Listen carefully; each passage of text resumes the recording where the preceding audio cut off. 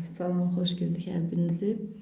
Demək, bugün biz dünən təşkil olunmuş 6-cı siniflərin monitor imtahanının izahatı ilə qarşınızdayıq. Demək, mən əldə olunmuş hər hansı bir suallar əsasında izahat verməyə çalışacağım. Ola bilər ki, bəzi suallar çox da aydın seçilmir. Buna görə üzrlü hesab eləyərsiniz. Gəldik birinci suala baxaq. Qeyd olunub ki, 26-cı sualda göbələklərlə bağlı yanlış fikirlər hansılardır? Fikirlərdən hansılar? Göbələklərlə bağlı verilmiş fikirlərdən hansılar doğrudur? Üzr istəyirəm. Demək, birinci göbələk qeyd olunur ki, papaqlı göbələklərin bəziləri qida olaraq istifadə etmək mümkündür. Təbii ki, mümkündür. Bilirik ki, göbələklər həm zəhərli, həm də yeməli olmaqla qruplaşdırılır. Daha sonra qeyd olunub ki, bəzi göbələklər təbiətdə ölmüş orqanizmlər çürüdür. Bəli, biz qeyd eləmişdik, həm bakteriyalar, həm də göbələklər redüsent hesab oluna bilər və ölmüş orqanizmlərin çürümə prosesində iştirak edir. İkinci fikir də doğrudur. Daha sonra göbələklər öz qidalarını özləri hazırlar. Xeyr, biz bilirik ki, göbələklər avtotrof canlılar deyil, heterotrof canlılardır və öz qidasını özləri hazırlaya bilmir. Demək, doğru fikrimiz D variantıdır birinci sualda. Bəli, yoldaşımız da düzgün qeyd edilməyib D variantı. Daha sonra gəldik 27-ci suala baxaq. Aşağıdakı cədvəldə bəzi heyvanlar qruplaşdırarkən səhvə yol verilmişdir. Buna görə hansı nömrələrin yerini dəyişdirsək, qruplaşdırma doğru olar. Onurğasız heyvanlar, ən birinci gəlin onurğasız. İlan onurğalıdır, təbii ki, biz bilirik. Hansı ki, onurğasızlarda qeyd olunub, bu yanlışdır. Və daha sonra əqrəb təbii ki, onurğasızdır. Bilirik ki, boğulmayaqlılar da onurğasızdır. Kəpənək təbii ki, onurğasızdır. Onurğalı heyvanlarda it təbii ki, onurğalıdır. Bilirik ki, məməlilərdir, onurğalı heyvandır. Dəniz ulduzu təbii ki, onurğasızdır və balıq onurğalıdır. Demək, burada yanlış qeyd olunan 1 və 5-dir ki, biz onların yerlərini dəyişməliyik. Yoldaşımız da düzgün qeyd eləmişdir. Daha sonra növbəti suala baxaq. Növbəti sualda qeyd olunur ki, 28-ci sualda deyir, aşağıdakı bitkiləri çiçəkli və çiçəksiz bitkilər olaraq qruplaşdırsaq, hansı digərlərindən fərqlidir? Çiçəkli və çiçəksiz biz bilirik ki, bitkilər qruplaşdırılır çiçəkli və çiçəksiz olmaqla. Mamır təbii ki, bilirik ki, çiçəksiz bir bitkidir. Şam ağacı çiçəksiz bir bitkidir. Qıcı çiçəksiz bir bitkidir. Ancaq qızılgül isə örtülü toxumludur, çiçəkli bitkidir. Yoldaşımız da burada düzgün qeyd edib, bəli, C variantıdır. Daha sonra növbəti bir suala geçsək. Növbəti sualda deyir, aşağıda eyni ölçülü 3 qab verilmişdir. Birinci qab mavi, ikinci qab ağ, üçüncü qab isə qara rənglidir. Qabların içərisinə dondurma qoyulmuşdur və bərabər zaman aralığında günəş işığı altında saxlanılmışdır. Buna əsasən qabdakı dondurmaların ərimə zamanı azdan çoxa doğru. Düzün burada demək biz bilirik ki, gəlin diqqətlə fikir verək. Burada qab qara, demək, qara, açıq rəng və mavi rəngdə göstərilib. Qara rəng bilirik ki, işığı udur və işığın bütün spektrlərini udur və bu da daha çox qızmaya səbəb olur və daha tez əriməsinə səbəb olacaq. Təbii ki, ən birinci, üçüncü cisim əriyəcək. Daha sonra birinci cisim əriyəcək. Biraz rənglidir, müəyyən qədər daha çox enerjini udur, rənglərin spektrləri daha çox udur və biraz qaradan nisbətən gec ərisə də amma yerə tez ərimə prosesi baş verəcək. Ancaq ən sonda isə ikinci cisim əriyəcək, çünki işığın əksər spektrlərini qaytarır və ona görə də ərimə yoldaşımızın qeyd elədiyi kimi C variantı düzgün qeyd olunmuşdur. Gəldik növbəti suallara. Demək, daha sonra 30-cu suala baxaq. 30-cu sualda deyir ki, quşlarla bağlı hansılar doğrudur? Biz qeyd edək ki, bədənlər tüklərlə örtülmüşdür. Xeyr, biz bilirik ki, bu məməlilər sinfinin xarakteri xüsusiyyətidir. Biz həmişə uşaqlara qeyd edək ki, məməlilərdə uşaqlar bəzən onu qarışdırırlar tüklərlə lələklərə. Xeyr, quşların bədəni lələklərlə örtülmüşdür, tüklərlə deyil. Ağciyər vasitəsilə tənəffüs edirlər. Təbii ki, quşlar da ağciyər vasitəsilə tənəffüs edirlər. Daha sonra gəldik, yumurta qoymaqla çoxalırlar. Bəli, bilirik ki, quşlar da yumurta qoymaqla çoxalırlar. Bu da düzgün fikirdir. Və daha sonra gəlir ki, bədən temperaturu ətraf mühitin temperaturuna asılıdır. Xeyr, sabit bədən temperaturuna malikdir. 42-43 dərəcə temperatura malikdir. Demək, burada da doğru olan fikrimiz 2 və 3. Burada yoldaşımız səhvliyə yol vermişdir. Daha sonra virusların törətdiyi xəstəliyi seçin. Uşaqlar, gəlin bir-bir baxaq. Qara ləkəlik həmişə biz uşaqlara qeyd edirik ki, buna xüsusilə önəm verin. Bu hər zaman sualların içərisində qeyd olunur. Demək gəldik qara ləkəlik, bilirsiniz ki, qara ləkəlik pomidor bitkisində hansı ki bakteriyalar tərəfindən törədilir. Daha sonra mozaika hansı ki bitkilərdə viruslar vasitəsilə mozaika virusların törətdiyi xəstəlikdir. Ona görə burada viruslar olmalı idi təbii ki, B variantı. Daha sonra qara ləkəni biz göbələkdə deyirik. Göbələk yox, üzr istəyirəm, qızılgül kollarında göbələklərin törətdiyi xəstəlikdir. Pas xəstəliyi də bilirsiniz ki, göbələklərin taxılarda törətdiyi xəstəlikdir. Yoldaşımız burada da səhvliyə yol verib. Demək burada da olmadı. Cavab B variantı. Bəli, daha sonra gəldik 32-də nömrələnmiş maddələrə aid zərrəcik modelləri aşağıda verilmişdir. Eyni zərrəcik modelinə sahib maddələrin uyğunluğunun doğru verildiyi bəndi seçin. Gəlin buna qeyd edək. Birinciyə baxırıq ki, uşaqlar, birinci hansı ki biz eyni zərrəciklərdən təşkil olunmuşdur. Bizdə də qeyd edilir ki, eyni zərrəcik modelinə sahib modellərin uyğunluğunun doğru verildiyi bəndi seçin.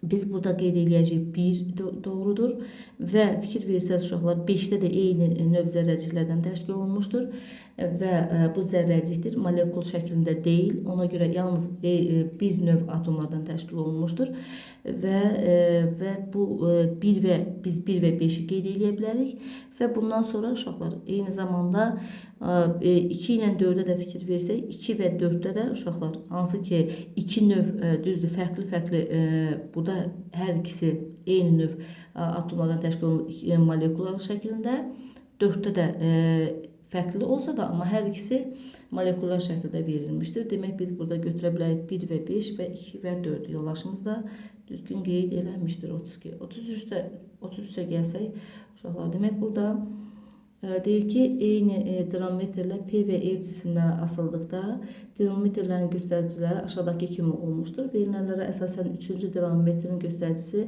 neçə newton olacaqdır? Gəlin burada diqqətlə fikir verək. Fikir verirsinizsə 24 newton dinamometrin göstəricisi var. Burada və 3 cisim asılmışdır.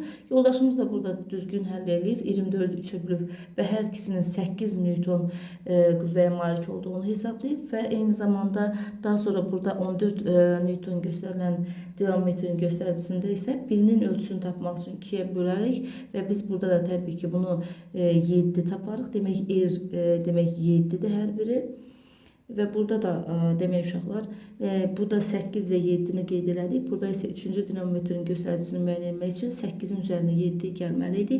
Burada isə uşaqlar 15 newton eləyir. Bəli, yoldaşımız da burada haqlı olaraq 15 yazıb və sual işarəsi ilə qeyd edib. Yəqin ki 16-ya ona yaxın olaraq götürübdür. Yəni sualda burada səhvlik var. Daha sonra gəldik 34 insan ifrazat sisteminə aid deyil. Təbii ki bir iki böreklər ifrazat sistemidir. Daha sonra sidikə xarları ifrazat sistemidir. Sidik hissəsi ifrazat sistemidir. Ağciyər isə ifrazat sistemi deyil. Bəli, burada da düzgün cavab B variantıdır. Ağciyər tənəffüs orqanları sisteminə aiddir. 35-ci suala baxaq uşaqlar. Aşağıdakı cədvəldə P və R bitkilərinin sahib olduğu hissələr üstəgirək işarəsi ilə göstərilmişdir.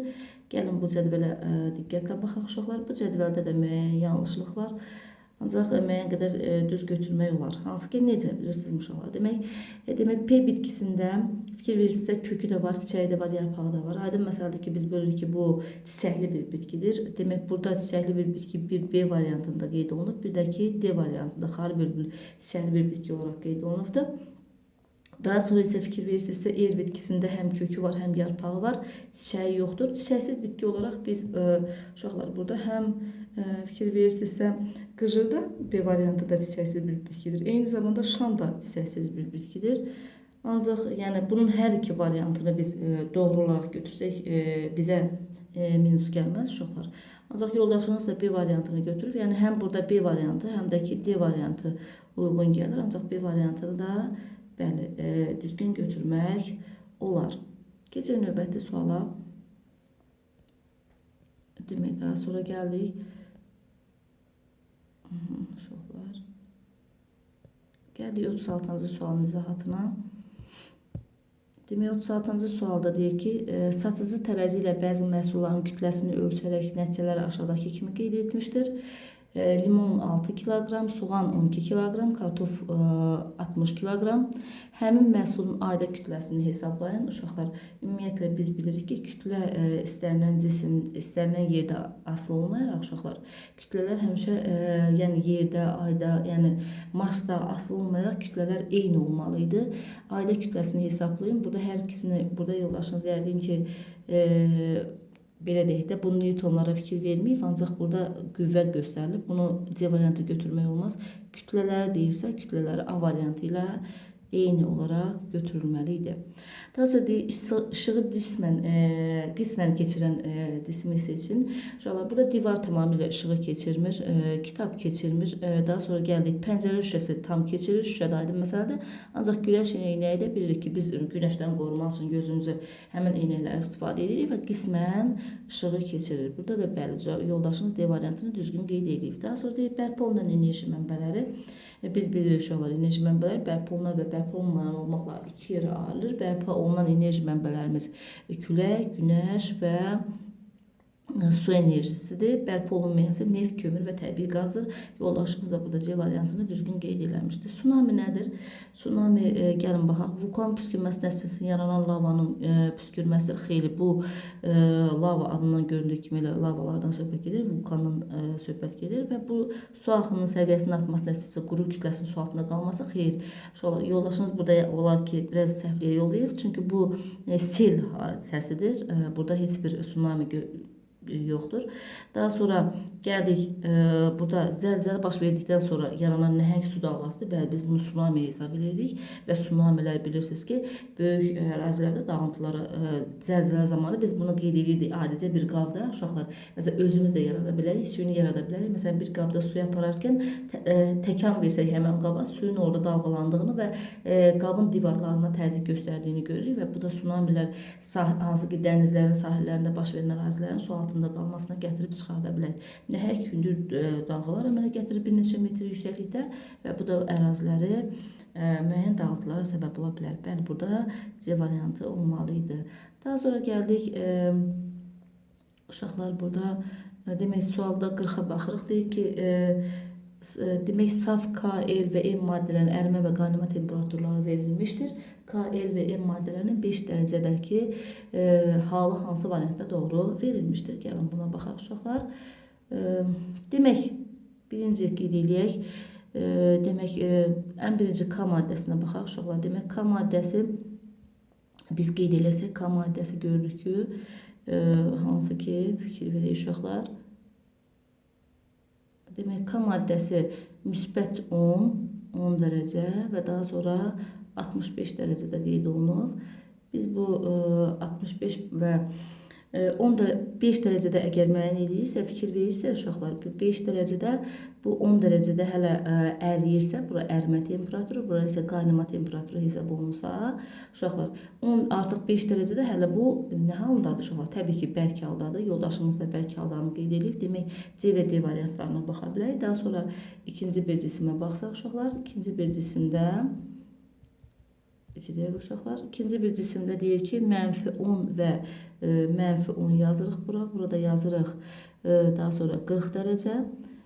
5 dərəcədə bu cisimə baxsaq görürük ki, 5 dərəcə bu aralıq hesab olunur. Bu aralıqda maye halındadır. Maye halında yoldaşımız da düzgün qeyd edib. Daha sonra M, hansı ki biz M cisminə baxsaq, hansı ki M maddəsində, M maddəsində isə -35 dərəcə ərimə, -5 dərəcə isə bunun qaynama temperaturu qeyd olunubdur uşaqlar. Demək, müsbət 5 dərəcədə artıq bu müsbət 5 dərəcədə uşaqlar, bu buxar halında, qaz halında olacaqdır. Bəli, burada da C variantı yoldaşımız doğru, düzgün qeyd eləmişdir. Daha sonra gəldik, 41-də deyir ki, 6 və 7 bal gücündə zəlzələ baş verdi, aşağıdakilərdən hansı baş verir? Bəli, burada yoldaşımız düzgün hesab edir ki, binalarda çatlar əmələ gəlməyə başlayır. Bəli. Bu da ki, düzgün variantdır. Daha sonra gəldik, 42-də birinci konsument ola bilər. Biz bilirik ki, uşaqlar, konsument hazır üzüm maddələrlə qidalanır. Konsumentlər özləri birinci, ikinci, üçüncü konsument olaraq bölünür və konsumentlər birinci konsument deyiriksə, biz bilirik ki, prodüsentlər, demək, biz dedik ki, günəş şüası hesabına fotosintez edərək qidalanan canlılardır. Bunlar adətən bitkilər hesab olunur. Və birinci dərəcəli konsument isə bitki yeyən canlılar hesab olunur ki, yalnız bitki yeyən canlılar təbii ki, birinci dərəcəli konsumentdir. Ancaq ikinci dərəcəli konsumentlər artıq həm ət yeyir, həm eyni zamanda həm bitki əhəmiyyət yeyir. Yəni daha sonra D variantında günəş enerjisindən biz dedik ki, buna produsent deyirik. Demək ki, yoldaşımız düzgün qeyd edib. A variantı sualımızın cavabıdır. Düzgün cavabıdır. Daha sonra gəldik uşaqlar, biz 44-cü suala baxaq. Bir dəqiqə üzr istəyirəm, bunun arxasında deyəsən sualımız qaldı. 43-cü sual. Deyir, sürtünmə qüvvəsi ilə bağlı fikirlərdən hansılar doğrudur? Uşaqlar, gəlin doğru fikrə baxaq. Biz bilirik ki, ümumiyyətlə sürtünmə qüvvəsi bir cismin digər cisim üzərində hərəkəti zamanı yaranır və cismin hərəkətinin əksinə yönələn bir qüvvədir. Demək, cismin sürətinin, hərəkət sürətini artırır, xeyr, bunu biz düzgün qəbul edə bilmərik. Hərəkətin əksinə yönələn qüvvədir, təbii ki, bu da doğrudur. Və toxunan səthlərdə meydana çıxır, bəli, bu da doğrudur. Biz dedik ki, bir cismin digər cisim üzərində hərəkəti zamanı yaranır, toxunan səthlər arasında yaranır və cismin hərəkətinin əksinə yönəlir. Ona görə də doğru cavabımız 2 və 3 olmalıdır. Yoldaşımız da burada səhvliyə yol veribdir. B variantı olmalıydı düzgün cavabımız. Və daha sonra gəldik 44-cü suala. 44-cü sualda diaqramda bəzi maddələr verilmişdir. Verilmiş maddələrin ortaq cəhətini aşağıdakılardan hansı ola bilər ortaq cəhəti? Gəlin baxaq burada hava, oksigen qazı, karbon qazı, süd, portağal şirəsi və spirt. Gördüyümüz kimi burada maddələr həm maye, həm də qaz halında olmaqla qruplaşdırılıb uşaqlar. Demək, biz bilirik ki, havadır, oksigen qazıdır, karbon qazıdır. Bunlar qaz halında olan maddələrdir, süddür, şirədir, spirtdir. Bunlar maye halında olan maddələrdir. Və gəlin görək, bunlar maye və eyni zamanda qaz halında olan maddələr arasında hansı oxşarlıqlar qeyd oluna bilər uşaqlar? Biz dedik ki, zərrəciklər sıx yerləşmişdir. Xeyr, biz bilirik ki, hava, məsələn, əgər biz zərrəciklərin şərti belə işarələsək, bilirdik ki, hansı ki, qaz molekulları arasında məsafə daha genişdir və onlar nisbətən nizamsız məsafələr daha genişdir və nizamsız yerləşmişdir. Belə bir şəkil təyin etsək. Daha sonra maye halında. Maye hallarda bilirsiniz ki, mayedə də zərrəciklər belə deyək, qaz qədər olmasa da müəyyən məsafədə yerləşmişdir. Demək, sıx yerləşmişdir dedik ki, A variantı götürə bilmək, amma zərrəciklər arasında məsafələrin olması bəli, B variantını qeyd edə bilərik. Bilirik ki, bərk halda olan cisim maddələrdə zərrəciklər sıx yerləşir, ancaq maye və dediyim kimi qaz halında olan maddələrdə isə zərrəciklər nisbətən müəyyən məsafəyə malikdir. Burada da yoldaşımız B variantını düzgün qeyd edilmişdir. Daha sonra gəldik 45-ci sualda. Deyir, qida maddələrində nişastanın olub-olmadığını təyin etmək üçün verilənlərdən hansından istifadə etmək olar? Ümumiyyətlə bilirik ki, uşaqlar yadımızda saxlayaq, nişastanın təyin edicisi yoddur. Burada da yoldaşımız səhvliyə yol verib. Yod nişastanın təyin edicisidir uşaqlar. Nişasta hansı ki yodun təsirli göy rəngə çevrilir. Daha sonra torpağın çirklənməsinə səbəb olan amillər hansı bənddə verilmişdir? Uşaqlar 46-cı suala baxırıq. Mən şagirdlərimə həmişə qeyd edirəm ki, həmən suallar hər zaman monitorinqlərdə, daha sonra fən müsabiqələrində rastımıza çıxır. Çirklənmə səbəblərini və onun nəticələrini həmişə düzgün yadınızda saxlayın uşaqlar. Gəlin baxaq, burada bizə verir ki, hansı səbəbdən olar? Gəlin baxaq, sənayedə istifadə olunmuş suların su hövzəsinə axıdılması bu torpağın deyil, suyun çirklənməsinə səbəb olur. Nəqliyyat vasitələrinin hərəkəti, təbii ki, nəqliyyat vasitələrində hərəkəti zamanı bilirsiniz ki, zərərli qazlar atmosferə buraxılır, bu da havanın çirklənməsinə səbəb olur. Məişət tullantılarının yandırılması, bu yandırılma da biz bunu torpağa yox, yandırılma zamanı zərərli qazlar atmosferə buraxılır, bu da atmosferin çirklənməsinə səbəb olur. Süni gübrələrdən istifadə, bəli, burada yoldaşımız səhvliyə yol verir. Süni gübrələrdən istifadə, bilirik ki, aşırı, yəni çox miqdarda gübrələrdən istifadə biz bu məhsulların artırmaq məqsədi elə isə də, ancaq torpağın məhsuldarlığını aşağı salır. Bu isə torpağın məhvinə, çirklənməsinə gətirib çıxardır. Burada da cavab D variantı olmalıydı. Daha sonra verilənlərdən hansı meşələrin qırılmasının nəticəsidir? Şöyle burada da qeyd olunub aşağıdakı kimi. Baxın, mən dediyim kimi Səbəb və nəticələr hər zaman qarşımıza çıxır, ona diqqətlə fikir verək. 47-ci sualda gəlin baxaq. Deyir ki, meşələrin qırılması nəticəsidir. Ağaclar, taxta və kağız məhsullarının hazırlanması. Bu xeyr, bu nəticə hesab olunmur, sadəcə ağaclardan istifadə hesab olunur. Yoldaşımız burada da səhvliyə yol verib. Demək, əkinçilik üçün əlavə sahələrə ehtiyacın yaranması bu meşənin qırılmasının səbəbidir. Yəni bu nəticə hesab eləmək olmaz. Şəhər ərazilərinin genişlənməsi və binaların tikilməsi bu da səbəbdir. Meşələrin qırılma səbəblərindən biridir. Ancaq torpaq sürüşməsinin artması bu nəticədir. Yəni biz ağacları bilirsiniz ki, ağacların kökləri torpağı belə saxlayır və sürüşmənin müəyyən ərazilərdə, xüsusilə torpaq sürüşməsinin qarşısını alır. Artıq biz ağacları qırarıqsa, burada nəticədə ağacların qırılması nəticəsində bu torpaq sürüşməsi baş verə bilər. Demək, burada da düzgün cavabımız D variantı olmalıdır uşaqlar. Gəldik o birisi hansı ki, digər suala. Digər sualda bizə nə qeyd olunur? 48-ci suala baxaq uşaqlar. Deyək ki, aşağıda iki fərqli maddənin zərrəci modeli göstərilmişdir. Bu maddələrlə bağlı verilənlərdən hansı doğrudur? Demək, birinci maddə eyni növ atomlardan yaranmışdır. Xeyr, biz görürük ki, burada eyni növ atomlardan təşkil olunmayıb. Müxtəlif iki fərqli növ atomlardan təşkil olunmuşdur. Birinci maddənin formulu yazmaq mümkündür. Bəli, gördüyümüz kimi, məsələn, yaza bilərik. Birinci maddə, məsələn, iki dənə maddədir, fərqli maddə. Məsələn, götürə bilərik. Məsələn, CO və s. Belə, yəni, fərqli maddə baxaraq, şəkilə baxaraq biz bunun formulunu bildirmiş olaraq, ona görə 48-də düzgün cavabımız bir variant olmalıdır. Daha sonra yenə baxaq C-yə, iki maddə birləşməsidir ikinci maddə. Xeyr, gördüyümüz kimi yalnız bir növ atomlardan təşkil olunmuşdur. Daha sonra gəlir ki, hər iki maddə birləşmədir. Xeyr, ikinci maddə birləşmə deyil. Ona görə də düzgün cavabımız 48-də bir variantı olacaq. Daha sonra 49 verilənlərdə hansılar potensial enerji daha çoxdur deyir. Uşaqlar, biz potensial enerjinin məsələn düsturunu hesab qeyd eləmiş olsaq, M bərabərdir mgh. Yəni potensial enerji həm kütlədən, həm də hündürlükdən asılıdır. Əgər burada biz eyni hündürlük qeyd olunardısa, əgər cisimlər eyni hündürlükdədirsə, təbii ki, kütləsi artıq olan cismin potensial enerjisi, gördüyümüz kimi enerji, potensial enerji kütlə ilə düz mütənasibdir. Ona görə də demək, kütləsi artıq olan cismin potensial enerjisi də çox olacaq. Təbii ki, burada yoldaşımız D variantı düzgün qeyd eləmişdir. Daha sonra nəvəs verdiyimiz havadakı oksigen qazının miqdarı bilirik ki, aldığımız havada 21%, verdiyimiz havada isə 16% oksigen var. Onlardan 5%-i də orqanizmimiz tərəfindən mənimsənilir. Yoldaşımız da burada C variantını doğru qeyd eləmişdir. Bu qədər uşaqlar, ümidvaram ki, izahatım sizə müəyyən qədər kömək oldu. Sağ olun, növbəti izahatlarda görüşərik.